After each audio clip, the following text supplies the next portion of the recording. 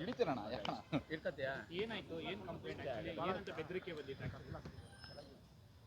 ಅದೇ ಈಗ ನೆಕ್ಸ್ಟ್ ಏನಾದರೂ ಈ ಥರ ವಿಷಯಕ್ಕೆ ಬಂದಿದ್ದಾಗಲಿ ಇಲ್ಲ ಕಾಣಿಸ್ಕೊಂಡಿದ್ದಾಗಲಿ ಮಾಡಿದ್ರೆ ಕೊಲೆ ಮಾಡ್ತೀವಿ ಅದು ಇದು ಅಂತೆಲ್ಲ ಬಂದಿತ್ತು.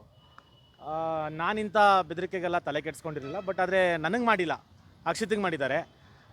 ಮಾಡಿಬಿಟ್ಟು ಮಕ್ಕಳ ಹೆಸರು ಹೇಳಿದ್ದಾರೆ, ಆಮೇಲೆ ಅಕ್ಷಿತನ ಹೆಸರು ಹೇಳಿದ್ದಾರೆ.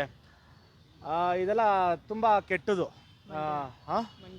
ಹಾಂ, ತುಂಬ ಕೆಟ್ಟದು. ಯಾಕಂದರೆ ನಾವು ಏನು ಅನ್ಯಾಯ ಪರ ಏನು ನಾವು ನಿಂತಿರಲಿಲ್ಲ. ನಾವು ಕೇಳಿದ್ದೇನು, ಸೌಜನ್ಯ ಅನ್ನೋ ಹೆಣ್ಮಗಳು ರೇಪ್ ಆಗಿದೆ, ಅವಳಿಗೆ ನ್ಯಾಯ ದೊರಕಿಸ್ಕೊಡಿ.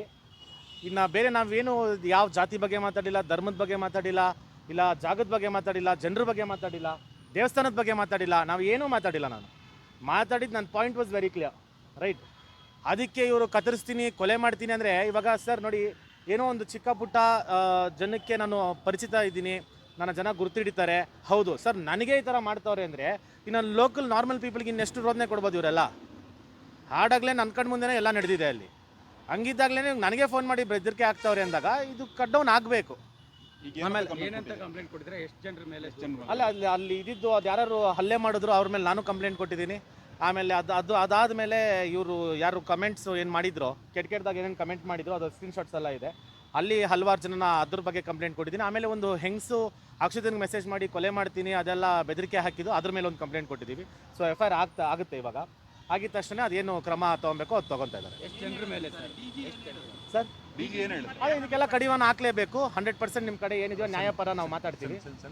ಸೆಂಟ್ ಪೊಲೀಸ್ ಸ್ಟೇಷನ್ ವೆಸ್ಟ್ಗೆ ಟ್ರಾನ್ಸ್ಫರ್ ಮಾಡಿದ್ದಾರೆ ಅದನ್ನು. ಅದು FIR ಆಗ್ತಾ ಇದೆ. ಸೊ ಇವಾಗ ನಾವು ಹೋಗ್ಬಿಟ್ಟು ಅಲ್ಲಿ ಸೈನ್ ಹಾಕಿದ್ರೆ ಮುಂದಿನ ಕ್ರಮ ಅದನ್ನು ಫೇಸ್ ಮಾಡ್ಬೋದು. ಆಮೇಲೆ ಇನ್ನೊಂದು ವಿಷಯ ಏನು ಅಂದರೆ, ಮಾತಾಡ್ತಾ ಇದು ಹೆಂಗೆ ತಿರುವಕ್ಕೆ ಟ್ರೈ ಮಾಡ್ತಾ ಇದ್ದಾರೆ ಅಂದರೆ, ನಾವು ಕಾರವಾರದವರು, ನೀವು ಒಂದು ಮಂಡ್ಯದವರು, ಇದೆಲ್ಲ ಮಂಡ್ಯಲ್ಲಿ ಇಟ್ಕೊಳ್ರಿ ಅದು ಇದು ಅಂತ ದಯವಿಟ್ಟು ಬೇಡ. ಕರಾವಳಿ ಅಂತ ನಾವು ಇದು ನಾವೆಲ್ಲರೂ ಕನ್ನಡಿಗರೇ, ಎಲ್ಲ ಅಣ್ತಮ್ಮಂದಿರು ಇದ್ದಂಗೆ ಇದ್ದೀವಿ. ಇದನ್ನು ನಿಮ್ಮ ಒಂದು ಪರ್ಸ್ನಲ್ ವೆಂಜನ್ಸ್ಗೆ ದಯವಿಟ್ಟು ನಾವು ಕರಾವಳಿಯವರು, ನೀವು ಮಂಡ್ಯದವರೆಲ್ಲ ತರಬೇಡ್ರಿ. ಯಾಕೆಂದರೆ ಅದು ಚೆನ್ನಾಗಿ ಕಾಣಿಸಲ್ಲ. ಇನ್ನು ನಮ್ಮ ಜನ ಎದ್ದೊಳೋದು ಬೇಡ. ಯಾಕಂದರೆ ಇದು ತಪ್ಪಾಗುತ್ತೆ. ನಾವು ಯಾವತ್ತೂ ಬಂದ್ಬಿಟ್ಟು ನಾವು ಮಂಡ್ಯವ್ರನ್ನ ಕರ್ಕೊಂಬರ್ತೀವಿ, ಇಲ್ಲಿ ಕರ್ಕೊಂಬರ್ತೀವಿ, ನಾವು ಯಾವತ್ತೂ ಇನ್ವಾಲ್ವ್ ಮಾಡಿಲ್ಲ. ಮಾಡ್ತಾ ಇರೋದು ನೀವು.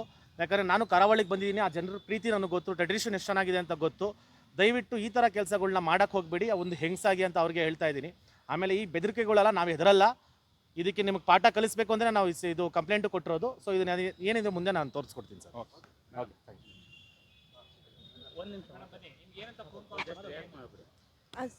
ಫೋನ್ ಕಾಲ್ ಅಲ್ಲ, ಬಟ್ ಮೆಸೇಜ್ ಮಾಡಿದ್ರು. ಅದಲ್ದಲೇ ಒಂದು ಸ್ಟೇಟಸ್ ಕೂಡ ಅಪ್ಡೇಟ್ ಮಾಡಿದ್ದಾರೆ. ಅಂದರೆ ಪಬ್ಲಿಕ್ಕಾಗಿ ಸೋಷಿಯಲ್ ಮೀಡಿಯಾದಲ್ಲಿ ಈ ಥರ ಸ್ಟೇಟಸ್ ಅಪ್ಡೇಟ್ ಮಾಡಬೇಕಂದ್ರೆ ಅದಕ್ಕೆ ಸ್ವಲ್ಪ ಜಾಸ್ತಿ ಧೈರ್ಯನೇ ಬೇಕು. ಅದು ಹೆಂಗೆ ಅಷ್ಟು ಧೈರ್ಯದಲ್ಲಿ ಅವ್ರು ಆ ಥರ ಒಂದು ಸ್ಟೇಟಸ್ನ ಅಪ್ಡೇಟ್ ಮಾಡಿದ್ದಾರೆ ಅಂತ ಗೊತ್ತಿಲ್ಲ. ರಜತ್ ಅವರ ಪತ್ನಿ ಅಕ್ಷಿತಾ ಹಾಗೂ ಅವ್ರಿಗಿಬ್ರು ಮಕ್ಕಳಿದ್ದಾರೆ. ಅವ್ರು ಇಡೀ ಬಯೋಗ್ರಫಿ ಎಲ್ಲ ಹಾಕಿ, ಆಮೇಲೆ ಇವರು ಮಂಡ್ಯದವರು, ಅಮ್ಮ ಇದು ಮಂಡ್ಯ ಅಲ್ಲ, ದಯವಿಟ್ಟು ಅವಳನ್ನ ನಿಮ್ಮ ಗಂಡನ ವಾಪಸ್ ಕರ್ಸಿಸ್ಕೋ, ಇನ್ನು ಕರಾವಳಿಯವರು ಮಂಡ್ಯಕ್ಕೆ ಸಮ ಅಲ್ಲ, ಕರಾವಳಿಯವರೇ ಬೇರೆ ಥರ ಅನ್ನೋ ಥರ ಏನೋ ಹೇಳಿದ್ದಾರೆ. ಇಲ್ಲಿ ಮಂಡ್ಯ, ಕರಾವಳಿ ಅಥವಾ ಬೇರೆ ಸ್ಟೇಟ್ಸ್ದು ನೇಮು ಬರೋ ಅವಶ್ಯಕತೆನೇ ಇಲ್ಲ ಫಸ್ಟ್ ಆಫ್ ಆಲು. ಆಮೇಲೆ ಅವರು ಹೋಗಿದ್ದವರು ನಮ್ಮ ಮನೆಯವರು ರಜತ್ತು. ಸೊ ನಾವು ಫ್ಯಾಮ್ಲಿನ ಇನ್ವಾಲ್ವ್ ಮಾಡೋದು ಇನ್ನೊಂದು ಸೆಕೆಂಡ್ರಿ, ಅದೂ ಅವಶ್ಯಕತೆ ಇಲ್ಲ. ಸೊ ಬೆಳಿಗ್ಗೆಯಿಂದ ತುಂಬ ಫೋನ್ ಕಾಲ್ಸ್ ಬರ್ತಾಯಿದೆ.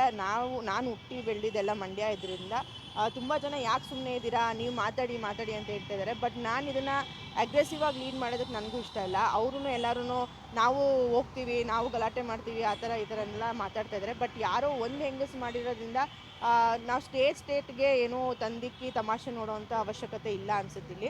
ಸೊ ನಾವು ಇವಾಗ ಕಂಪ್ಲೇಂಟ್ ಲಾಂಚ್ ಮಾಡ್ತಾಯಿದ್ದೀವಿ ಅವ್ರ ಮೇಲೆ. ಸೊ ಅವ್ರೇನು ಆ್ಯಕ್ಷನ್ಸ್ ತೊಗೊತಾರೋ ಮುಂದಕ್ಕೆ ಅಂತ ನೋಡ್ಬೇಕು ನಾವು.